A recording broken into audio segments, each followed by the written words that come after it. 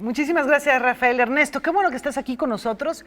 Tenemos preparado un programa que tiene que ver con el honor, el derecho a la imagen, a la vida privada, y esto vinculado con Internet, que me parece muy interesante, pero yo creo que vale la pena comentar lo que ocurrió hoy. Sí, aprovechando justo lo que hemos escuchado, Ernesto, gracias por estar con nosotros.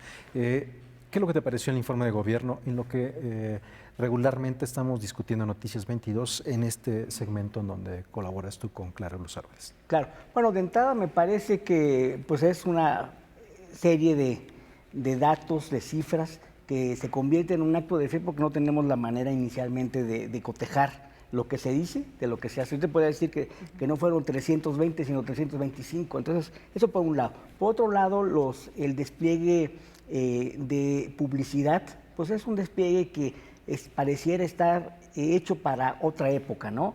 Y que ya hoy en día, pues los mexicanos percibimos y no enteramente consumimos lo que desde el punto de vista mediático nos entregan. Eso te lo diría como una primera aproximación general. ¿Y lo que está estrictamente relacionado con telecomunicaciones? Bueno, mira, yo creo que hubo una positiva, que fue la reforma educativa. Me parece que era necesaria, que es loable. Habrá que ver que se ponga en marcha. Pero en materia de telecomunicación me parece que se generaron altas expectativas y se consiguieron resultados dudosos, cuestionables. Hubo retrocesos en materia, digamos, de medios públicos, de medios comunitarios, de medios indígenas, en materia de defensa de los derechos de la audiencia, de la parte de alfabetización mediática, en fin, todos estos elementos pues quedaron simplemente esbozados, pero no desarrollados y en muchos casos simple y sencillamente sin sanciones, lo cual hace que esta reforma pues se tenga que reformar, valga la redundancia, próximamente. Vamos con Rafael García Villegas, que él también todavía nos tiene algo ahí guardado de lo que fue el informe de gobierno este día. Te escuchamos, Rafael. Medidas para hacer más eficientes las vías de comunicación y todavía no llegamos al rubro de telecomunicaciones, pero regreso con ustedes para seguir platicando de la importancia de estas reformas que ya señalabas, Ernesto. Es necesario revisar y revalorar. Muy bien. Bueno, me decía Ernesto que sobre el tema que ahora nos compete, que tiene que ver con el asunto de la propia imagen, de la vida privada y del honor cuando estos se ven vulnerados en Internet. Ernesto, tú participaste muy activamente en la ley que se promulgó, que apareció en 2006 y que lleva justamente este título, y que en el título está claramente estructurado de qué se trata, que es Ley de Responsabilidad Civil para la Protección de Derecho a la Vida Privada, que es en oposición, pues la no actividad pública, el honor, que es nuestro patrimonio moral, y la propia imagen en el Distrito Federal, que bueno, pues es la reproducción de nuestros rasgos físicos, identificables, en fin. Exacto. Aquí no se habla de Internet. ¿Esta ley puede aplicar en Internet? ¿Qué es lo que ahora nos propones platicar? ¿Sirve esta ley para lo que está ocurriendo en Internet?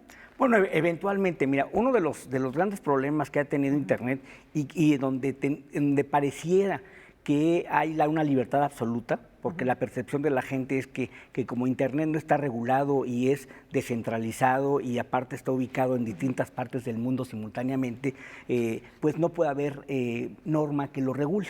En el caso de México, por nuestro sistema, se supone que una demanda tendría que darse en el domicilio en este caso, del presunto responsable de quien ha puesto, por ejemplo, una foto de alguien, un novio despechado pone la foto ahí íntima de su exnovia, los niños pequeños o gente o casos también muy, muy graves, incluso propiciados por el Estado.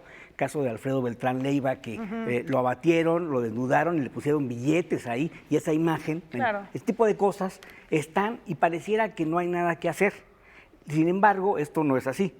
Si bien lo ideal sería que hubiera una convención internacional, lo cierto es que ya varios países, particularmente del derecho anglosajón, Reino Unido, Australia, Canadá, han empezado a decir, bueno, para efectos de domicilio vamos a entender el lugar donde se pueda ver desde Internet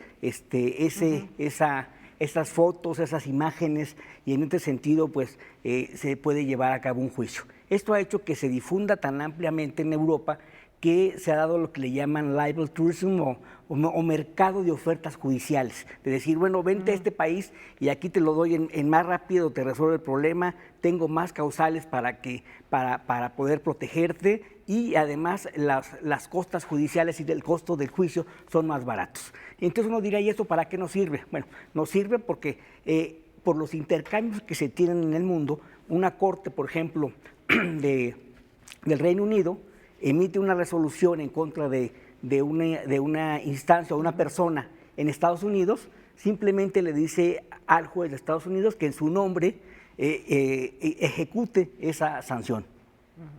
Como en algunos casos tenía que ver con derechos humanos y otras cortes, muchos casos de América Latina terminaron desarrollándose en otros lugares, particularmente en Europa, en donde el proceso tenía mayores consideraciones en términos de derechos humanos que en los propios países, ¿no? Así es. Bueno, y esto apenas vamos empezando, esta parte de la justicia aplicada ya al caso de la justicia, digamos, formal, aplicada al caso de Internet, pues está empezando. Desde antes ya se había dado los esquemas de autorregulación, que Alemania fue uno de los primeros países que tuvo un esquema de autorregulación regulada, le llaman ellos, que significa que por ley tenían que darse un código de ética y poner un defensor de la audiencia. Y si no lo hacían, lo ponía el Estado, pero lo pagaba el medio de comunicación, digamos, el servidor, desde donde se podía conectarse con Internet. Eso fue ya hace unos 10 años y poco a poco ha ido evolucionando, pero siempre el derecho ha ido atrás del avance de las tecnologías, ¿no? a la realidad. Yo tengo una pregunta, después Sí. vamos si me permites, Ernesto, porque tenemos que regresar con Rafael a escuchar otro fragmento que nos ha preparado. Sí, en este caso es posible responsabilizar a quien sube la foto en Facebook, en Twitter, o al propio servidor, a la propia persona moral o a la compañía o a la red social. Ahí las leyes hacia dónde apuntan, pero bueno, regresamos contigo. En efecto, Laura, de hecho, la coyuntura con la República de los Medios, con el tema de esta noche y este mensaje que ofreció Enrique Peña Nieto con motivo de su segundo informe de gobierno, encuentran en este rubro un punto muy interesante, porque también hizo énfasis en la nueva estructura de la ley de telecomunicaciones, que en efecto contempla radio y televisión, pero ¿qué está pasando con Internet? Esto fue lo que dijo el mandatario. Bueno, ahí está también implícito el tema de la salud, pero ya escuchábamos las reformas en telecomunicaciones, radio y televisión. Hacía Laura una pregunta que me parece muy pertinente, pero también parar las antenas, mi estimado Ernesto, porque ya hay una tendencia, está regulado radio y televisión, pero la propaganda política ahora se está moviendo en las redes sociales, en Facebook y en Twitter, un tema que también podría ser interesante abordar desde esta perspectiva. Sí, por supuesto. Bueno, en este sentido yo creo que las redes sociales cada día tienen más impacto, incluso más que los medios tradicionales que conocemos, y no hay en este momento pues mecanismos, o no sabemos que hay mecanismos precisamente para evitar campañas negras, campañas difamatorias, y esto yo creo que es algo que tendríamos que tomar en cuenta, lo relaciono con la pregunta que en este momento hacía Laura sobre, bueno, ¿qué puedo hacer yo si quiero demandar, no? ¿Se puede demandar con base a esa ley? Decía Laura, ahora el gran interrogante. Bueno, en principio no, por el sentido de nuestro derecho, pero podría existir la posibilidad de que, como sucede en Francia, o como ya lo señalé yo, en otros países, se pueda interpretar de esta manera y un juez pueda decir que es competente para conocer del caso. ¿A quién sancionaría? Bueno, sancionaría, evidentemente, primero obligaría al servidor a bajar la al imagen. medio a parar eso, ¿no? A parar eso, por supuesto. Al presunto responsable, con las sanciones que se tiene. En este caso, la ley mexicana, o la ley del DF, para ser precisos, sí, es muy protectiva de la libertad de expresión. Y eso es bueno porque no es una ley que busque, a diferencia de otros países, una cuestión de propósito de ganar dinero, sino de reivindicar los bienes jurídicos protegidos, es decir, el honor, la vida privada, la propia imagen. Uh-huh. Pero en respuesta a esto, ¿es posible? Sí es posible. ¿Se ha hecho? No, no se ha hecho porque no se ha presentado ningún caso. Persona ha llegado nadie a lo decir... ha hecho porque conscientemente, si consulta con un abogado, va a decir, ¿sabes qué? ni lo Ni intentes. te metas. Te lo van a desechar por notoriamente improcedente. Pero no tendría que ser necesariamente así. Habría que hacer Habría que, a lo mejor, un ir a otras ejercicio instancias, académico, ¿no? para poderlo hacer, ¿no? Pues interesante, porque casos conocemos muchos, bueno, de gente cercana, ¿no? Que ha sufrido esto que se llama el ciberbullying, por ejemplo, Exacto. ¿no? Cyberbullying, de gente que sube fotografías sin ningún permiso y que son, pues, claramente atentatorias de la imagen propia o de la vida privada o del honor.